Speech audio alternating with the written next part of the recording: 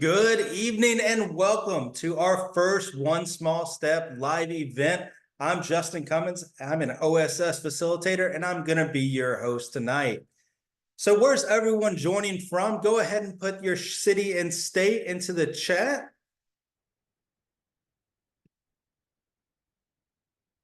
Greetings from Connecticut, Mays, Chicago, Brooklyn, New York, Citrus Heights, California, Reno, Nevada, Wilmington, North Carolina, Royal Oak, Michigan, Marietta, Georgia, Richmond, Virginia. Welcome all, and thank you all for joining.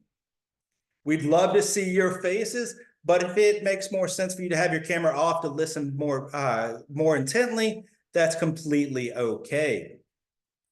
Now, show of Zoom hands, how many of you guys have participated in a One Small Step conversation?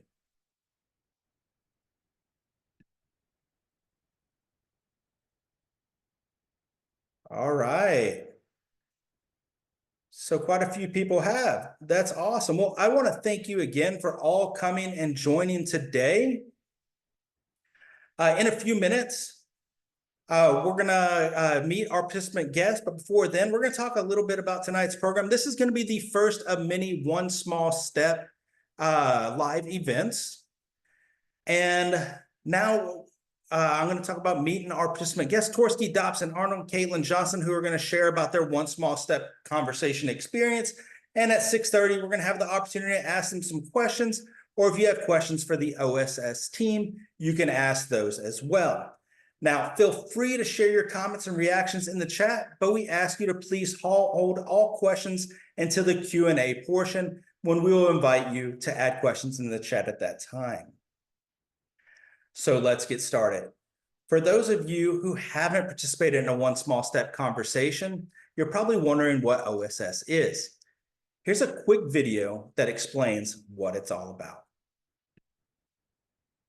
The climate that we're operating under has everyone on the defensive. You see a person and you automatically put them in a box and say, well, this is what this person should be like. All of this ostracizing people, what are we afraid of? We're called to love one another. It can't be, I reject you as a person. This country's been through so much. Its people has been through so much. Why can't we fix this? Do we have issues we have to deal with? Yes, we do. But we're not going to be able to deal with them if we're fighting and yelling at each other and not listening.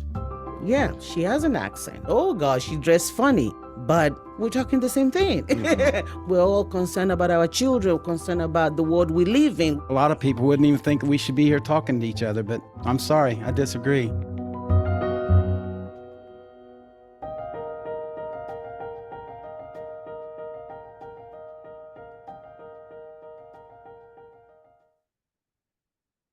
So OSS is a conversation between strangers with differing political beliefs.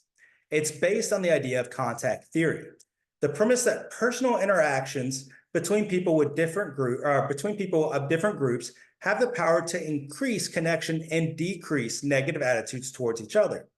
In these conversations, participants often navigate various other differences as well as religious beliefs, race, cultural, and generational differences, just to name a few.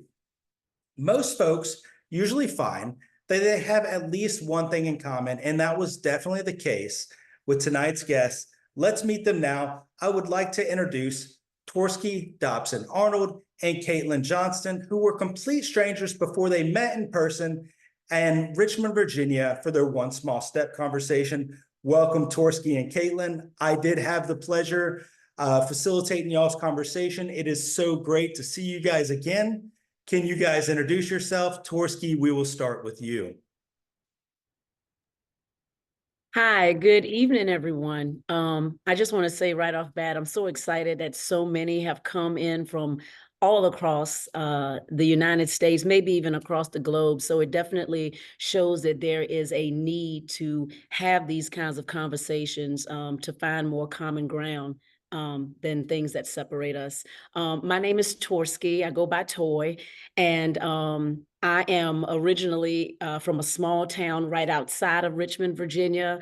I am a personal trainer to baby boomers. here in the area. I run my own business doing that. And I'd like to give the mic to my good friend now, Miss Caitlin. Hi, everybody. I am Caitlin, or Kate, and I live on a farm outside of Richmond, Virginia, but I work right in the heart of Richmond at Huguenot High School. I'm a math teacher there, teaching geometry and algebra. And I was really called to One Small Step when I, saw a newspaper ad. And what you were just saying, Justin, about contact theory, I didn't even know that was the name for it. But I've always said in my own life, the only way you change people's minds is through a one-on-one conversation. So it just spoke directly to that. So it's funny, there's a name for something like that. But here on the farm, I live with my 2 dogs. I have a German Shepherd and a Great Pyrenees puppy. And I grew up all over the US. I grew up in Pennsylvania, Idaho, and Wisconsin, and I'm now settled here in Virginia. Great. Well, thank you guys so much for introducing yourselves. Caitlin, you kind of touched on this already, but what made you want to participate with One Small Step? So it was seeing that newspaper ad. It was a short period of time. I have found a deal and was getting the actual physical newspaper for a change. It was quite a treat. And on the front cover of one of the very first ones that came to my house was an One Small Step ad. And I was just so struck. First of all, I saw the StoryCorps logo, and that had a lot of cachet for me. My parents both worked in public radio, and so I knew the name, and that, meant a lot to me. And I had never heard of this before. And it seemed intimidating at first. It did. But, I was like, I can fill out a form online. So I filled out a form and, wasn't really expecting anything to happen from there. And then slowly, step by step by step, we ended up having our conversation, and then going and doing our work together. And now we get to do fun stuff like this. Awesome. Well, thank you so much. Torsky, how about yourself? Same. I was drawn to One Small Step actually through StoryCorps. Just listening to different stories from different people of all different ages. And again, once your phone or once that laptop gets the algorithm, you start getting more of the same. So there, probably through Facebook, I saw the opportunity to have a real live conversation right here in Richmond. And I thought, well, hey, I like to talk. Let me check that out. I'll try anything once, right? And as Caitlin mentioned, you don't know what you don't know. And I saw a number of folks in the chat say that they have had these kinds of conversations. And I will just simply say it was delightfully enjoyable. I think Caitlin can agree. I was kind of bummed when we got to the end of our minutes, but. I feel like a lot of people do feel that way. Now, to talk about, when you guys originally signed up to participate with One Small Step, you both wrote bios about yourselves. Mm-hmm. Now, you usually receive a copy of your partner's bio leading up to your conversation. Yeah. Now, Torsi, can I ask you, after reading Caitlin's bio, what was your impression of her, and how did your impression of her change after having your conversation? I think we all come to the table with our certain biases. So I read Atheist, and I could tell from her story that she had been through something. She was an overcomer. And so where I saw differences, just in her bio, I saw similarities. And just being a common sense, coming to ground individual anyway, I said, well, okay, let's try this. I'm a pretty open-minded person for the most part. Politically, our beliefs, I believe, were separate, if I'm recalling correctly. So there was some apprehension, but just in her story, and I hope through my small bio, I immediately saw more commonalities than I did differences. So I didn't feel like, oh, this is going to be a waste of time. I can't believe I signed up for this. I knew that I knew I was going to certainly give it my best shot. I didn't think I was going to inherit a friend, but I'm glad I did. Awesome. Thank you so much.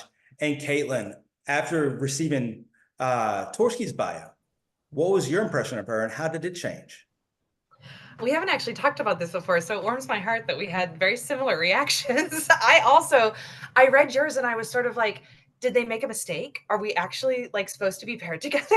Like I was almost like a little like, and I knew the religious piece, but I guess to me that I didn't even think about that as being one of the things that we would explore so deeply.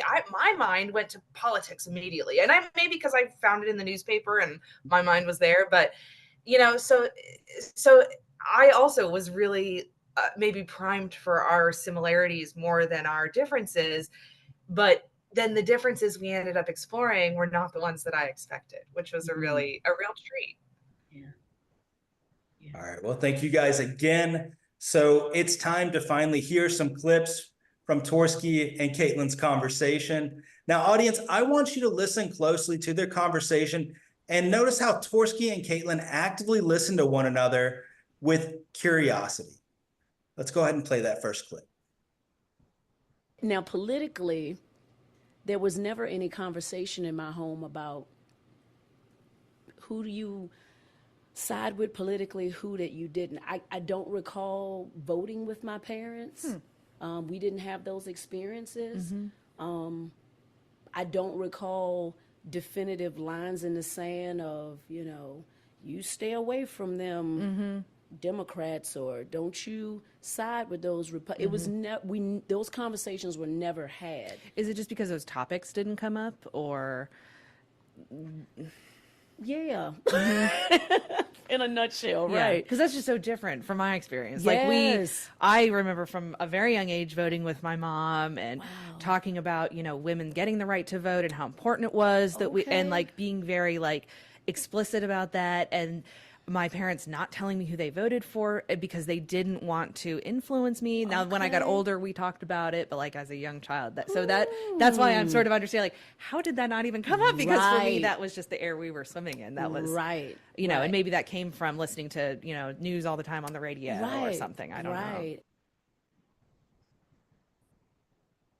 Great. So out of curiosity, Torsky, Caitlin, is this the first time you've heard your audio?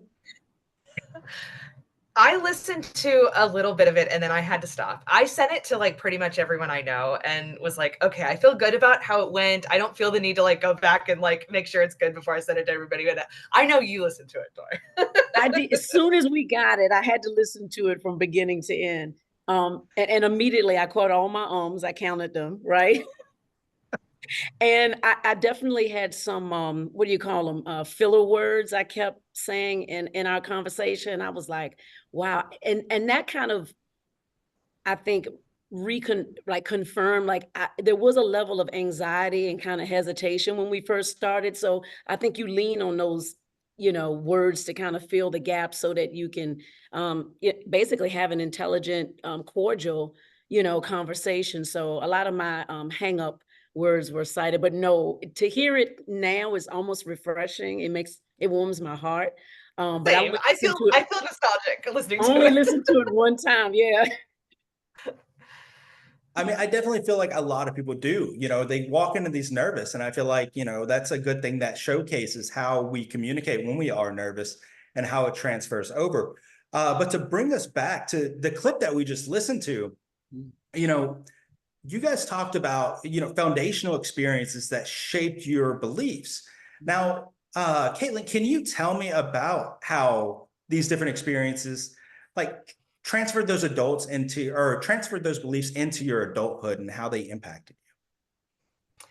Yeah, I think there was a focus on sort of civic duty being voting and civic duty being involved in politics and being aware of what's happening and, trying to at some point influence it. We went to marches occasionally and, things like that. And I don't think that was an experience that you were having in your house, Tara. So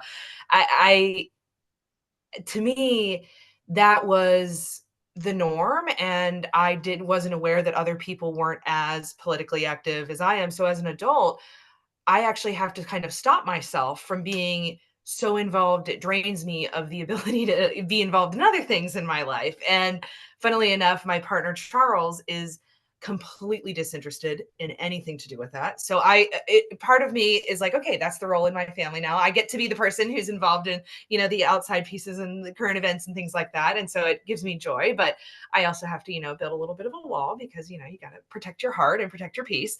So I think I have brought that activity into my life and engaging with it very intentionally, with purpose and with my morals in mind.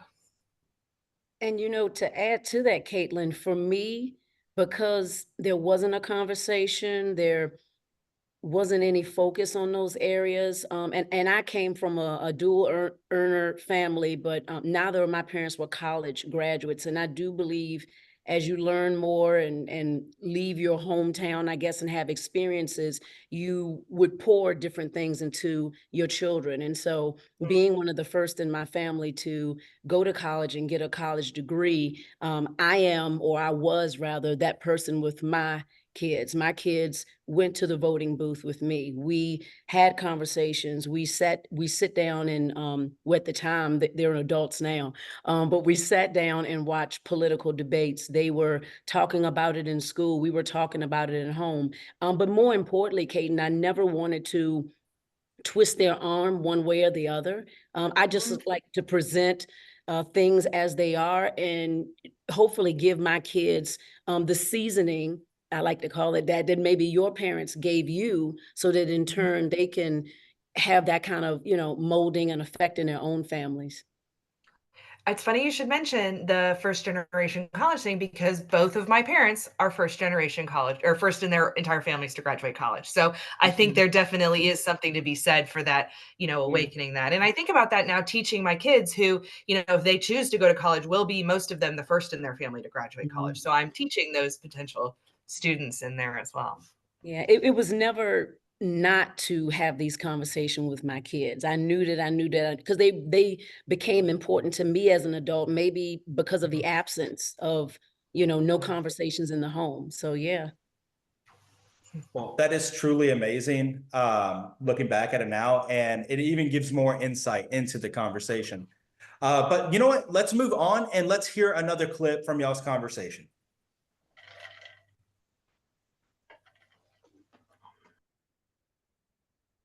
You mentioned that you grew up as a Jehovah's Witness, but don't identify that way now.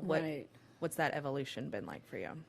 It was not until my dad and mom separated that my mom began studying Jehovah's Witness, because her mom, my grandma, was a baptized Jehovah's Witness at that time. I remember celebrating Christmas at grandma's house, and maybe, I don't know, 6, 7, 8-ish, we stopped celebrating Christmas at grandma's house. And as a kid, you hear it, but you don't get it, but you literally flow with it. Because growing up in the South, you didn't ask a whole lot of questions either.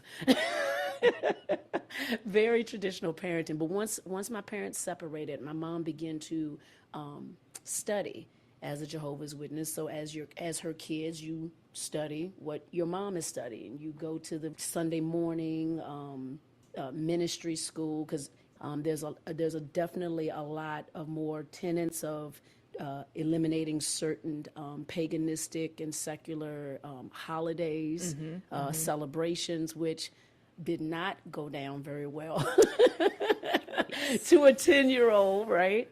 But was embraced because your mom is your mom and you do what your mom, says. So then I had these formative years, 10 through 18, where I was a practicing Jehovah's Witness because I lived in an environment of that nature. So I definitely have that ebb and flow of seeing religion from two different eyes, and then as a grown-up and eventually college student and grad, kind of developing my own sense of identity based on those experiences. Amazing. So Torski, listening to kind of your life and your path with religion and stuff like that, I would like to know, has anyone ever made assumptions about you based on your religious beliefs? Yes. It was, I think children are children, or teenagers are teenagers. It was very challenging during those teen years, middle school, teen, right on through to graduation.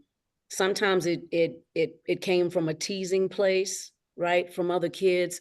Sometimes it was, well, she thinks she's better than us, so you kind of get, I guess bullied is the right word for it. I know we didn't call it that at the time.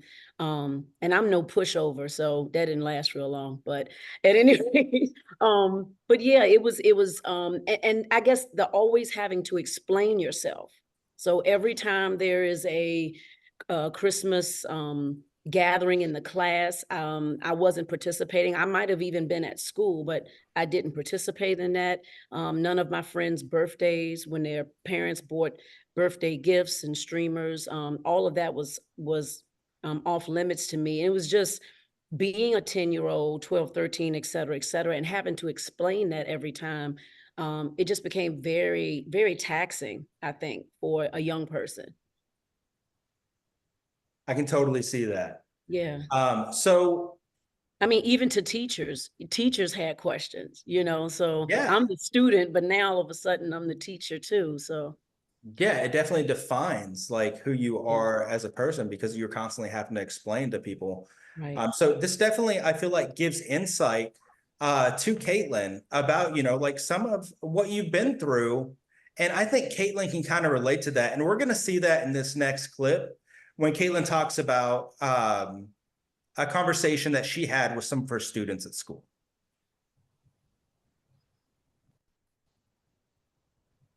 This reminds me of a hilarious conversation I was having with some of my freshman kids the other day. They asked me, "What church do you go to?"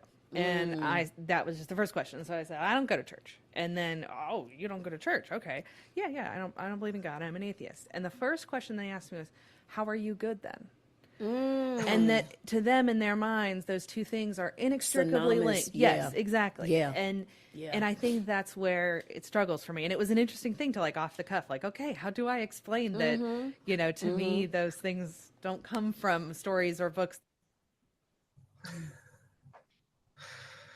Wow. I had no idea what I was going to say. I have to tell you, I had no memory of what I was about to say. Well, surprise. So yes, I do remember that conversation with those students. That was a wild day. So looking back at that conversation and, the clip that we played from Torski's, this question is for both of you guys. Caitlin, I'll let you respond first. So how comfortable was it to talk about differences around faith and religion? And was there something that your partner said or did that made you feel more comfortable? Well, it's funny because this actually goes back to the clip you played previously, where I started by asking, so you mentioned earlier there was this evolution, and I was nervous to ask that question. I wasn't sure if that was okay because you hadn't explicitly gone down that road already and talked about that, and that wasn't like super right out front in your bio. So I wasn't sure if I was pressing, but then I was sort of like, well, we're here to talk about it. So, why not? And so I did. That was a little uncomfortable. And I had to press through that moment of like, in normal conversation, if I had met this person, I would not be asking about this. But I did, and then was rewarded with that answer, which we found so much commonality in that experience. Yeah. So there definitely was. Being on the receiving end of conversations about being an atheist, I am fairly comfortable with, having, had those conversations since the time I was a kid. And so I think people's discomfort of those conversations is more with me, almost like you experienced before, where you just hadn't really met someone who was just openly an atheist. And it was more just like, whoa, what's this going to even be like? What's this person going to say or do? And I think that's how my kids reacted too, which is like, oh, it's a sort of an alien creature. How are you a human? We like you. You're an atheist. What? They're waiting for the other head to pop up. Exactly. Torski, did you have anything to add? Yeah, I guess in this season of my life, my world, I'm pretty comfortable owning who I am. I think Caitlin it gives off that persona, that energy as well.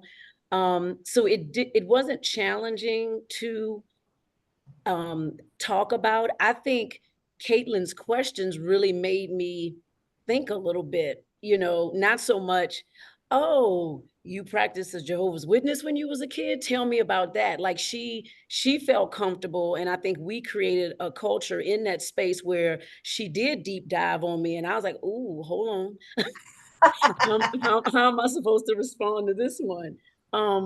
But yeah, I just kind of rose to the and I agree, Caitlin. Like as you have the conversation, it's that tiptoeing around, and there's some things, and you're like, "Oh, do I go there?" Yeah, it's almost weird to be in a conversation where you've been explicitly given permission to talk about these things that you're normally not supposed to talk about.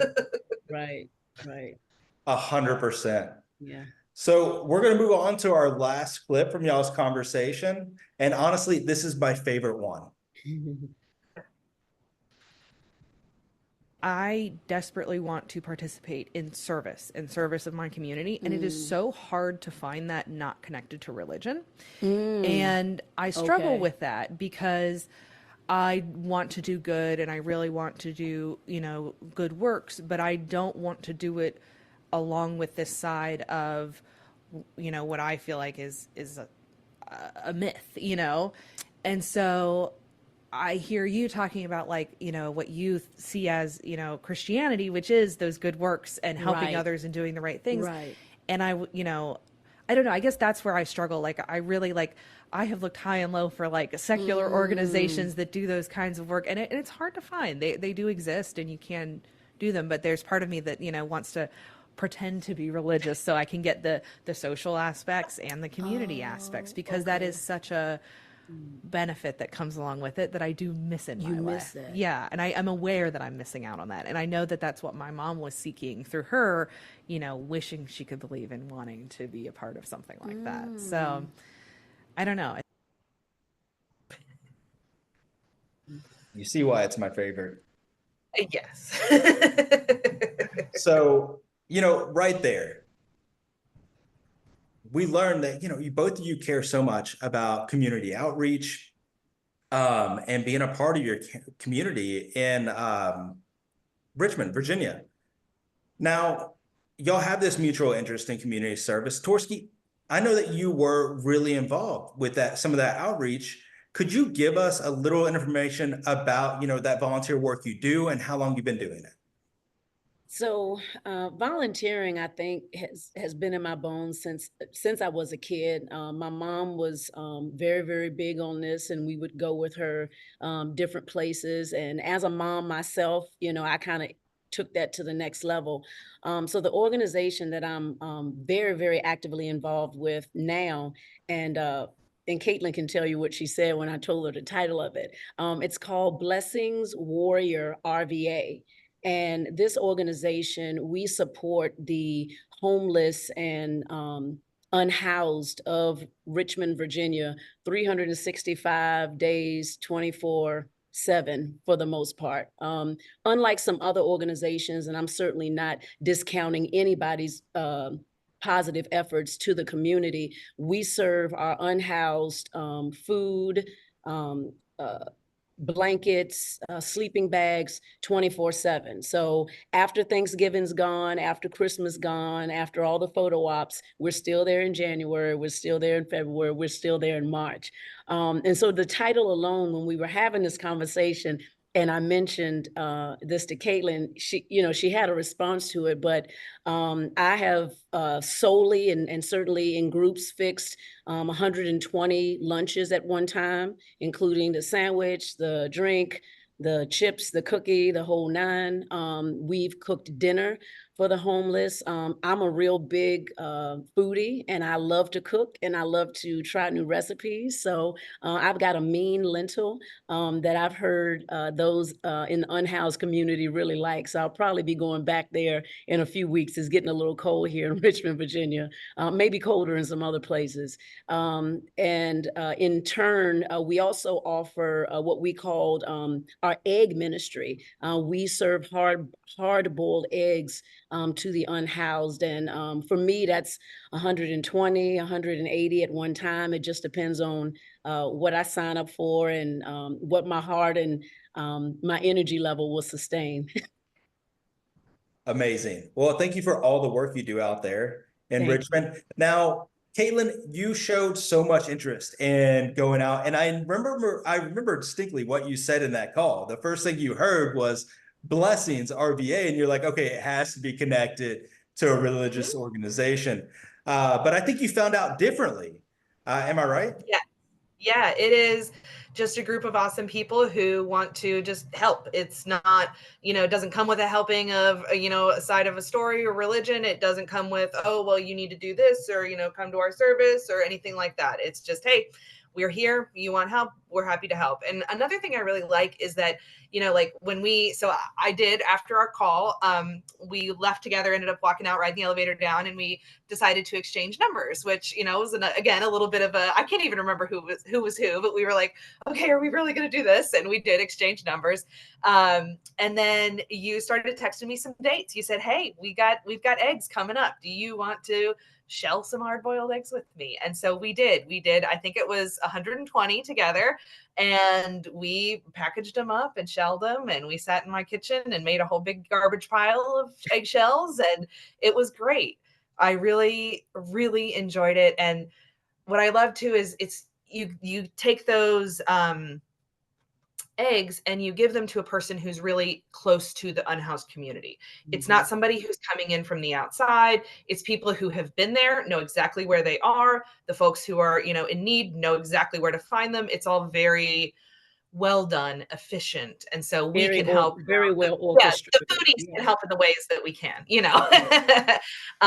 but I haven't even told you this, Tor. Since we have done that, I have been connected with another organization that does meals on Sundays. And so it's called Food Not Bombs, and I've been participating with them as well. And so I really think that I wouldn't have been, as open to that opportunity or was aware of that opportunity necessarily without us meeting and shelling some eggs.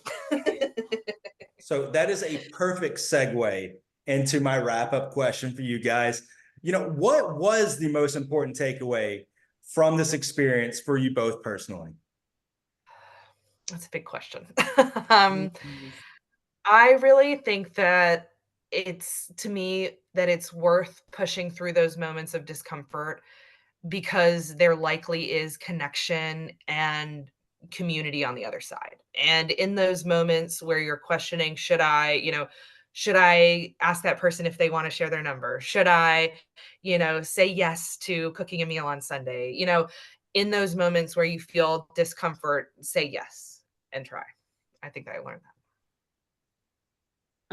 I think for me, it was, definitely an eye opener. Because again, if you just read the bio, and I say this in fitness, if you want a reason not to go to the gym, pick one. So, so you're reading this bio of a person who has what on paper looks like stark differences from yourself. And so if you needed a reason to say, I'm gonna call them and tell them I don't feel well, I can't, just pick one. They're all in the bio. So I guess my takeaway is the mantra that I live by is uncomfortable doesn't mean stop. It means that there's something valuable on the other side, and character is built in uncomfortableness, and diamonds are built in uncomfortableness. So as uncomfortable as it was, I am so proud and excited to have found my diamond on the other end. Love you, Caitlin. Love you too. Truly amazing. I can't tell you guys enough, how happy I was and honored to be a part of y'all's conversation. It's so great seeing you guys here today. Thank you so much for being so open and caring and, really showing everyone who's a part of this that, a one small step, it's more than just talking about differences. It's about finding community. Now, if everyone's okay with it, we're going to move on to our Q&A segment of this. I asked the audience if you have either questions for Torski or Caitlin or for any of the OSS staff, please put those questions into the chat at this time. And we're going to get to as many as we can. And now I'm going to kick it over to another one of our great facilitators, Jonathan Zellinger, to lead this portion. Jonathan. Thanks so much, Justin. My name is Jonathan Zellinger. I've been a facilitator with StoryCorps for just about 2 years, 1 week shy of 2 years. And before we get to the questions, I just want to acknowledge all of you who wrote in the chat throughout the conversation. It's that type of generous spirit, the willingness and excitement to connect, that makes One Small Step work. So I just really appreciate that. And thank you, Torski and Caitlin, for being here tonight. I'm looking at the chat. I see a lot of great comments and questions. The first question I see is, did Caitlin and Torso meet in person or over Zoom? I'll let Justin, I'll let you answer that. Thanks, Jonathan.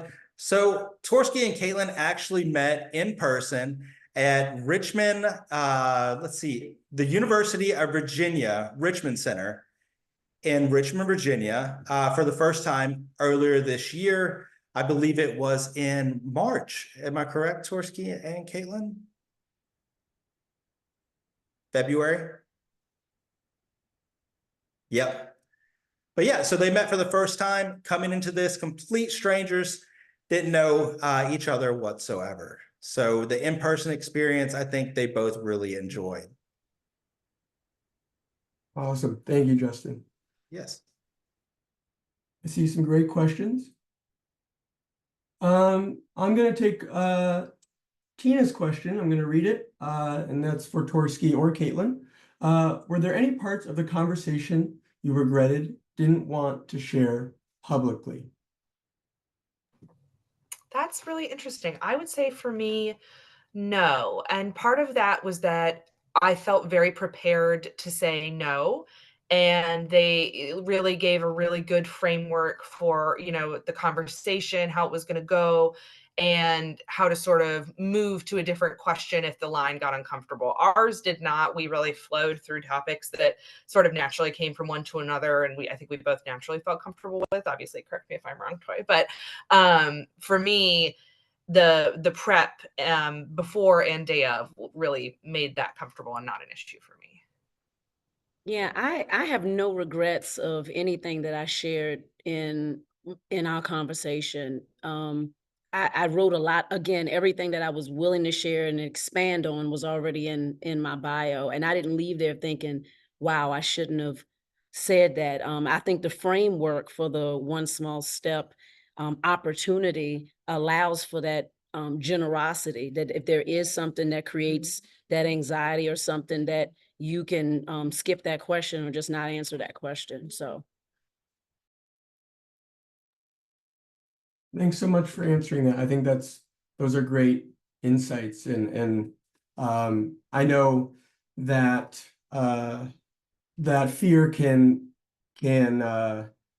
dissuade some people from participating, but I think that's exactly right. I'm going to go to the next question from Jim.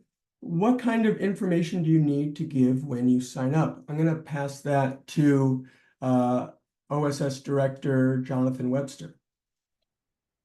Hi, yes, I'm Jonathan Webster, the other Jonathan on this call. And there are a number of pieces of information you provide. It's a pretty streamlined form, but what we ask about are some of your leanings in terms of how religious you are, your political affiliations, to get a feel for what kind of ends of the spectrum you fall on, what kind of groups you identify with. And so we use that for the purpose of then finding a compelling pairing, intergroup pairing, so you can have some meaningful conversation across some salient divide. That's one of the things that we kind of ask you to provide, is information on that. And then we also ask you to provide some information on meaningful things that have happened in your life, so that we can understand where there might be some common ground, even get into things like hobbies and interests.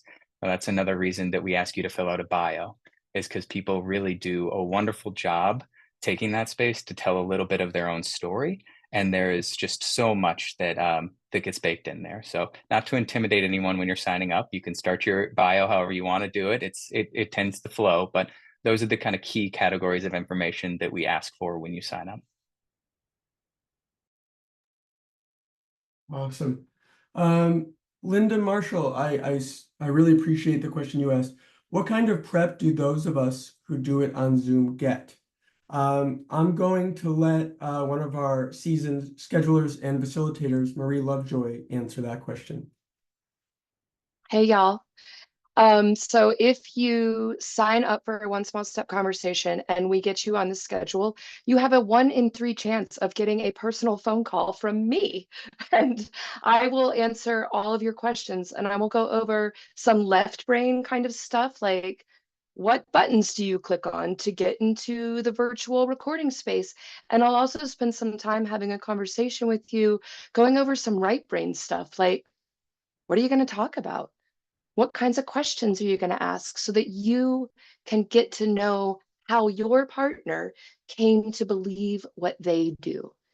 And so you'll get several emails, several different bits of information from us. But I also really want to stress that we are here for you to answer any questions or any thoughts that you might have about the process. And I see that there's been a few of you that that want to know how long it takes, or that you signed up a long time ago. I hear you. We have so much interest in the program, and we are definitely interested in providing everybody with the meaningful experience they want to have, to be able to talk to somebody that, yes, they have some commonality with, and also give you a space where you can explore your differences. And so I am taking notes of everybody in the chat who wants to get scheduled, and you will be hearing from us. And let your friends know too, to just reach out, and we will find a place for you on the schedule.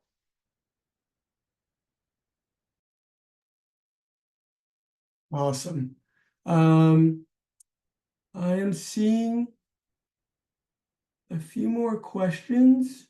Marie just answered a lot of those questions that were just asked. I see that Mario asked, what's the typical length of time for someone to find someone to speak with? I can answer that. It really varies depending on when you sign up and who also signs up alongside you. We want to make it so that everyone has a meaningful match. So it can be as soon as a week or significantly longer, as such as a month or two. But we always encourage people to reach out if they're excited and want to hear back. Let's see what other questions we have. Oh, I appreciate this one, Francis. Are you trying to match people in the same geographic area, or will some conversations take place across great geographic distance? I'll let Jonathan Webster take this question because it's something we're thinking about a lot here. Yeah, there are a few options for people to participate, and we're trying to do that really to increase accessibility. And that is also relating to, I think, a couple of other questions that I've seen in the chat. We're trying to make sure that this experience is available to as many people as possible across the country. So we have now, as of July, launched a new platform. It's a digital platform that allows people to sign up and get a bunch of matches. And we kind of described what a match means. It's a little counterintuitive, but someone that has a meaningful difference than you, also ideally some common ground. You can see those list of matches and you can ask to connect with those individuals, get into a chat, schedule your own time to talk, and then have a self-facilitated conversation at that designated time. So that's one new tool that we're trying out now. You can go online. If you go to takeonesmallstep.org, you can sign up and you may very well be rooted to that experience. But we also have experiences that are in person, and those relate to the communities that we are in around the country. So Richmond obviously is one of them. That's why Torsky and Caitlin were able to have an in-person conversation. We're also in Wichita, Kansas, and Columbus, Georgia. But then we also have partnerships with a bunch of public media organizations all around the country, and they oftentimes will have opportunities for in-person facilitated conversations as well. The one other avenue I'll mention is that there are live facilitated conversations. In fact, Justin facilitated a conversation that I had before I was otherwise affiliated with One Small Step, and that was done virtually. So I was over here on the West Coast and I talked to someone on the East Coast, and it was still an amazing connection. So we're constantly looking for opportunities to put people that are within a community into conversation together, especially if that's what people are looking for. We know that divides look different in communities all across the country. And so we want to give people the opportunity to speak to those most salient divides where they are. But we also have seen that there have been some amazing connections that have happened across the country. A retired pastor in Fort Wayne, Indiana, and a Orthodox Jew in Brooklyn are two people that I know have spoken 7 or 8 times now, just because they're so interested in understanding each other's experience. So we're really trying to look at how we can maximize the number of contacts that we do all across the country in those kind of different ways.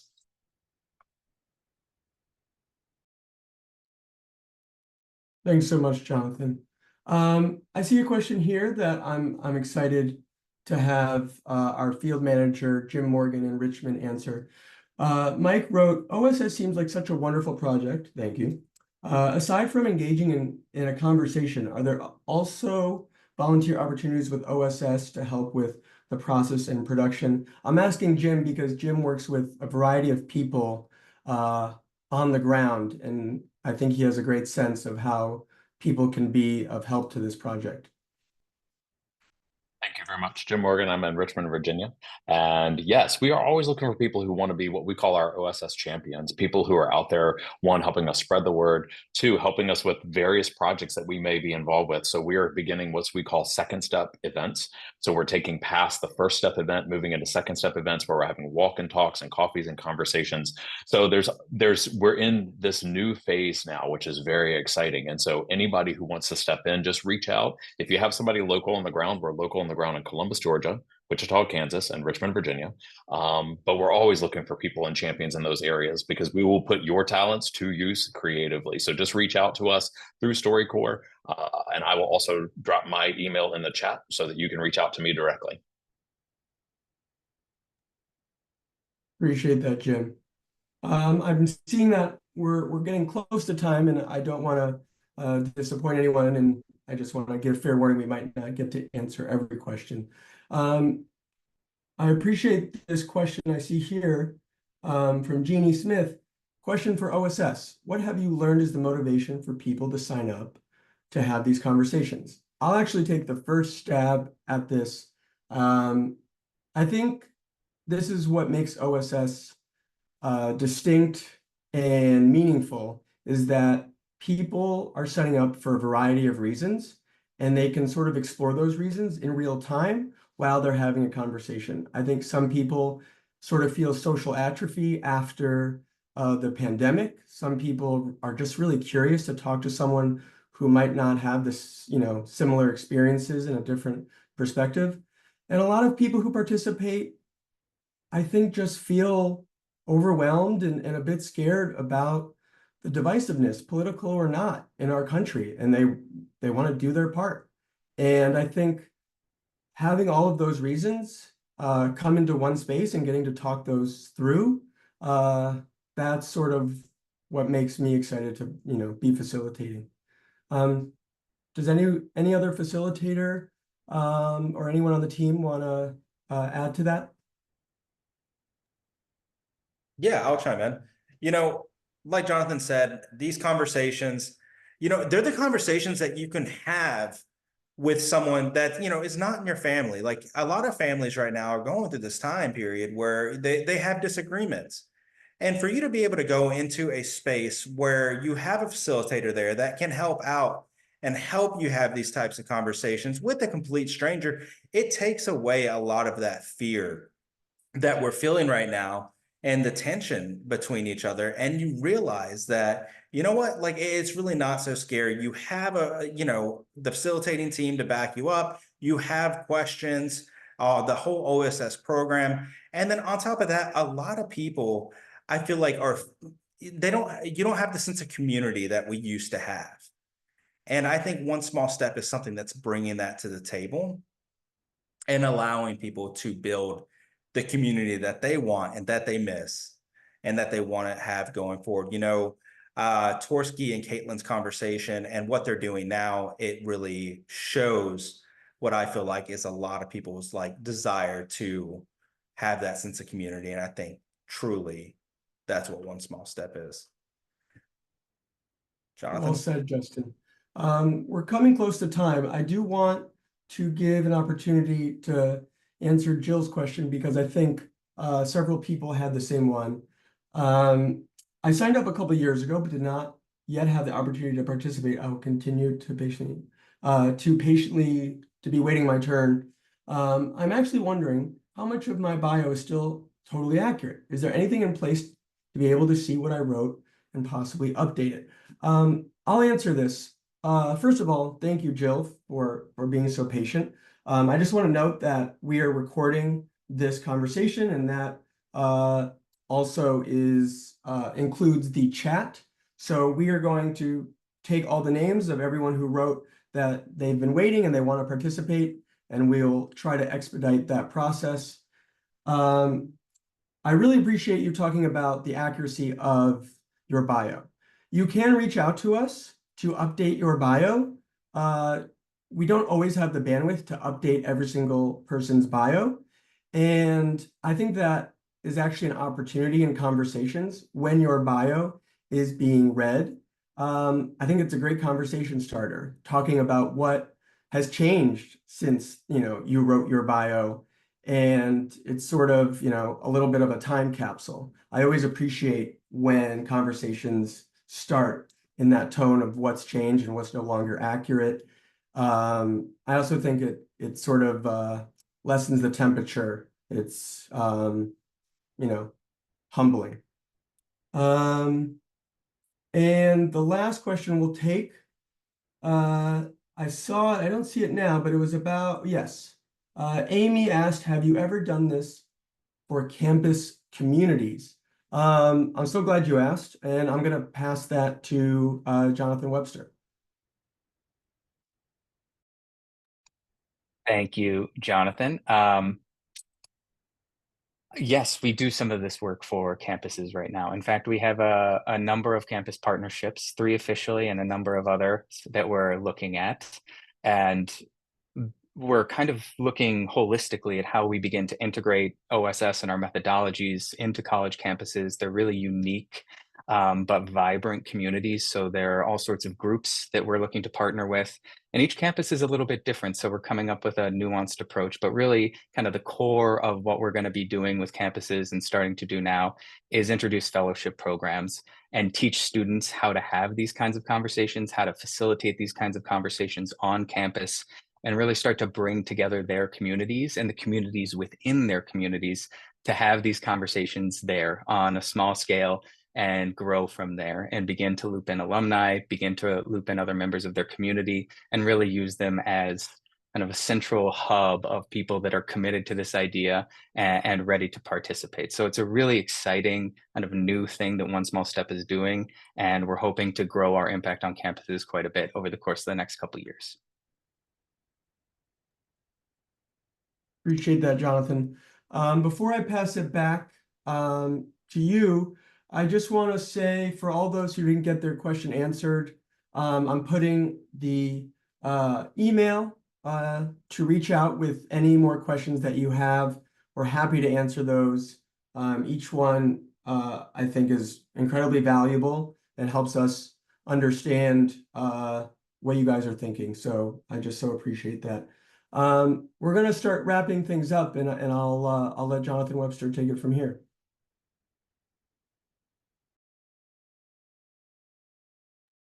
Thank you very much, Jonathan. I appreciate it. And thank you to Justin for facilitating this conversation tonight. Very gracefully done. We see, why you are in the role that you are in. And also, of course, thank you to Torsky and Caitlin for participating tonight and for championing this in your communities, your smaller communities, and then Richmond as well. Now I'd like to say just to everyone, we've listened to some excerpts of conversations tonight. We actually have many, many conversations that we've excerpted, and they really carry some beautiful messages and some wonderful stories. Those conversation excerpts, similar to what we saw tonight, you can listen to more of those. You would do that on our conversations page here. The URL is on the screen right now, but that's takeonesmallstep.org/conversations. And then also we have 50-minute long conversations. The original audio of these calls is available for anybody to listen to. And so there are many more complete OSS conversations on the StoryCorps online archive. You just go to archive.storycorps.org. Under initiatives, you'll search for One Small Step, and you'll have access to all of those 50-minute long conversations that have been released to the public. And I will find time when I can to listen to them. And really, you never know the kinds of stories you're going to hear. Everybody has a story to tell. All right. The final thing I wanted to cover tonight is just talking a little bit about how you participate. And we touched a little bit on this in the Q&A, but we're really trying to get more and more people involved in these conversations. There are ways that you can get involved locally, and Jim spoke a little bit to those. I would say, please reach out to the Contact Us email address. If you are looking for ways to activate locally, we have tools and guidance that we can provide to you to help you to do that. But if you would like to participate in a conversation and you have not yet participated in a conversation, we beseech you, please go to takeonesmallstep.org and take that one small step. Once you go through that form that I described, provide a little bit of information, a member of our team will be reaching out to you to schedule you to help you get into one of these conversations. And if you want to participate again, if you have participated before but want to participate again, we'd love to have you. In that instance, please email us at contactus@storycorps.org. And like we said, we'll have a member of the team reach out and schedule you for another one of these conversations. So with that, I just want to say thank you. Thank you to everyone that came tonight, our hosts, our guests, but to everyone that came tonight who joined us from all over the country. Thank you for supporting One Small Step. It's really the experience of spending time in spaces like this with folks like you, enjoying these moments together, that energizes our team and helps us keep moving forward doing this work. So on behalf of our entire team, thank you all so much for participating and bringing what you brought tonight. So tonight, as Justin mentioned at the top, is just the first in a series of OSS Live events, and we'd love to see you at our next one. That is going to be happening around Thanksgiving time, and it's going to focus on some advice on navigating difficult conversations with family and friends, what we feel like will be highly topical at that moment. So please keep an eye out for more details, and we look forward to seeing you next time. Thank you all very much, and I hope you have a great night.